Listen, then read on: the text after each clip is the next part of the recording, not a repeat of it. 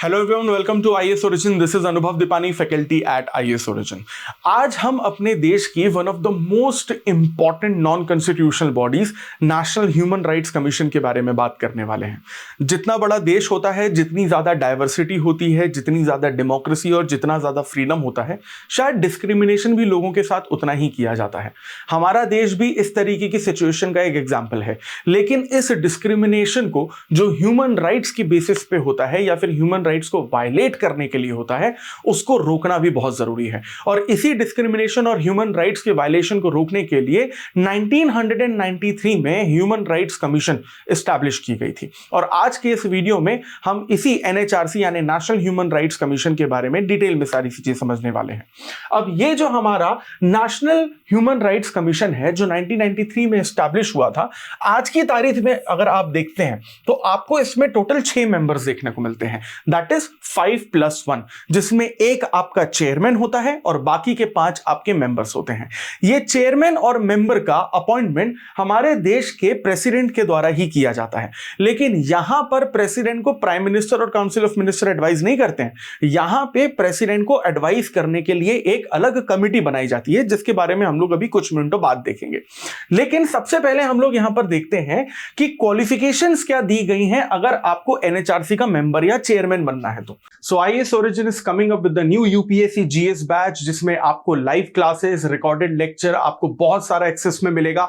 Hard copy material जो आपके घर तक आपको पहुंचाया जाएगा, डाउट रिजोल्यूशन क्लासेस और टॉपर सेशंस और आंसर राइटिंग जैसे बहुत सारे फीचर्स हैं। सभी फीचर्स को डिटेल में जानने के लिए डिस्क्रिप्शन में जो लिंक दिया गया है उसे क्लिक करिए और आईएएस ओरिजिन के ऑफिशियल नंबर पर कॉन्टैक्ट करिए। चेयरमैन सिर्फ वही व्यक्ति बन सकता है जो retired chief justice of India हो, या रिटायर्ड सुप्रीम कोर्ट जज हो, या सर्विंग सुप्रीम कोर्ट जज हो। वहीं अगर हम लोग पहले मेंबर की बात करें तो ये रिटायर्ड सुप्रीम कोर्ट जज होना चाहिए। अगर हम मेंबर नंबर 2 की बात करें तो वो रिटायर्ड या serving chief justice of high court होना चाहिए। और इसके अलावा मेंबर नंबर 3, मेंबर नंबर 4 और मेंबर नंबर 5 वो मेंबर्स होने चाहिए जिन्हें ह्यूमन राइट्स के केसेस का प्रैक्टिकल एक्सपीरियंस हो और नॉलेज हो।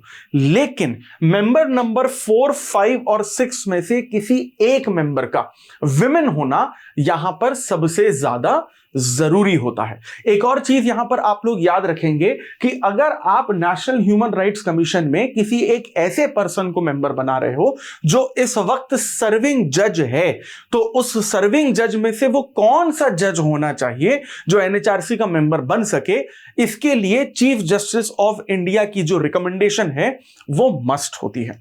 ठीक है, अब ये तो बेसिकली 6 मेंबर्स होते ही हैं, लेकिन इस 6 मेंबर्स के अलावा आपको 7 और अलग मेंबर्स देखने को मिलते हैं एनएचआरसी के, जिसे हम लोग एक्स ऑफिसो मेंबर्स के नाम से जानते हैं। अब ये एक्स ऑफिसो मेंबर्स का क्या मतलब होता है?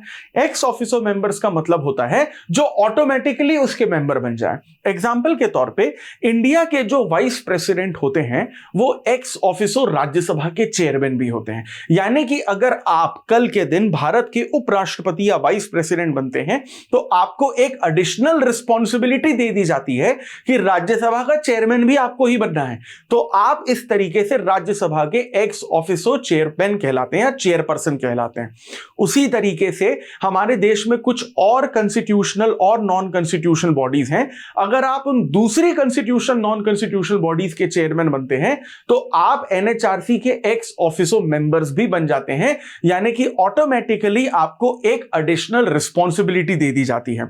एग्जाम्पल के तौर पे national commission for scheduled caste के जो चेयरमैन बनेंगे वो एनएचआरसी के मेंबर बनेंगे ही बनेंगे। अब देखिए, इनके अपॉइंटमेंट की दोबारा से जरूरत नहीं है, क्योंकि ये तो ऑलरेडी अपनी पोस्ट में चेयरमैन के पद पर अपॉइंट किए जा चुके हैं। अपॉइंटमेंट आपका सिर्फ इन पर्टिकुलर 6 मेंबर्स का होना है।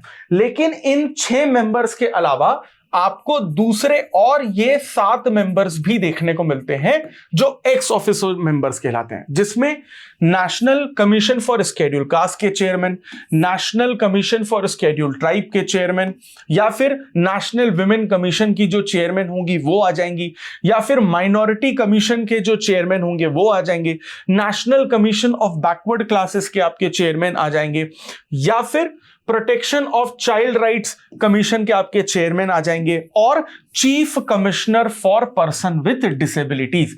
ये सारे के सारे जो 7 हमारी कॉन्स्टिट्यूशनल नॉन कॉन्स्टिट्यूशनल बॉडीज हैं, इन सभी के जो चेयरपर्सन हैं वो एक्स ऑफिसो मेंबर बन जाते हैं आपके नेशनल ह्यूमन राइट्स कमीशन के। अब यहां पर मैंने आपसे कुछ मिनट पहले ही कहा था कि शुरुआत में जो हमने ओरिजिनल 6 मेंबर्स देखे थे एनएचआरसी के, उनका अपॉइंटमेंट तो प्रेसिडेंट के द्वारा ही किया जाता है, लेकिन प्रेसिडेंट यहां पर प्राइम मिनिस्टर और काउंसिल ऑफ मिनिस्टर से बिल्कुल एडवाइस नहीं ले रहे हैं, बल्कि एक दूसरी कमेटी से एडवाइस ले रहे हैं। अब उस कमेटी में कौन कौन से मेंबर्स आते हैं उनको हम लोग यहां पर देखने की कोशिश करते हैं, ठीक है।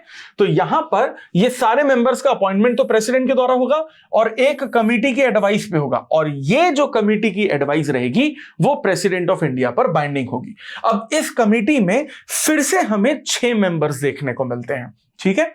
एक होते हैं आपके प्राइम मिनिस्टर जो इस कमेटी के चेयरमैन होंगे, फिर होते हैं आपके central home minister, leader of opposition in Lok Sabha, leader of opposition इन राज्यसभा, लोकसभा के स्पीकर और राज्यसभा के डेप्यूटी चेयरमैन। देखिए राज्यसभा के चेयरमैन नहीं हो सकते इस कमेटी में, क्योंकि राज्यसभा के चेयरमैन तो आपके वाइस प्रेसिडेंट होते हैं, इसीलिए हम लोगों ने यहां पर राज्यसभा के डेप्यूटी चेयरमैन को लिया है।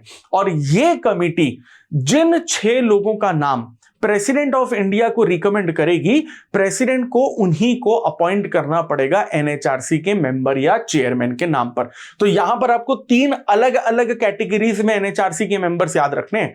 ओरिजिनल वो मेंबर्स जिनका अपॉइंटमेंट प्रेसिडेंट के द्वारा किया जाता है, वो 6 मेंबर्स हैं। एक्स ऑफिसो मेंबर्स फिर से आपके 7 अलग अलग आ जाते हैं, और उन 6 मेंबर्स को अपॉइंट करने के लिए एक कमिटी प्रेसिडेंट को एडवाइस करती है। उस कमिटी में फिर से आपको यहां पर 6 मेंबर्स जो हैं वो देखने को मिलते हैं।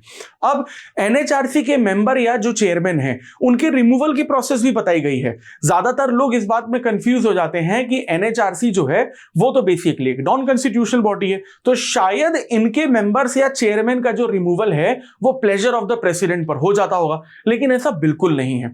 एनएचआरसी के मेंबर या चेयरमैन का रिमूवल बिल्कुल वैसे ही होता है जैसे यूपीएससी के मेंबर या चेयरमैन का रिमूवल होता है, यानी कि प्राइम मिनिस्टर और काउंसिल ऑफ मिनिस्टर की एडवाइस पर president of India supreme court को एडवाइस करते हैं कि किसी भी एनएचआरसी के मेंबर पर अगर इनकैपेसिटी या मिसबिहेवियर का एलिगेशन या आरोप लगता है तो सुप्रीम कोर्ट उस पर इंक्वायरी करे।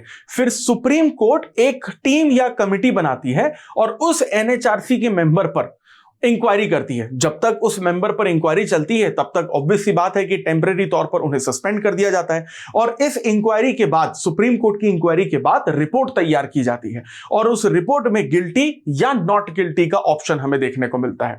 और गिल्टी या नॉट गिल्टी के ऑप्शन पर सुप्रीम कोर्ट जो भी एडवाइस करेगी प्रेसिडेंट ऑफ इंडिया को, वो एडवाइस प्रेसिडेंट पर पूरी तरीके से बाइंडिंग होती है।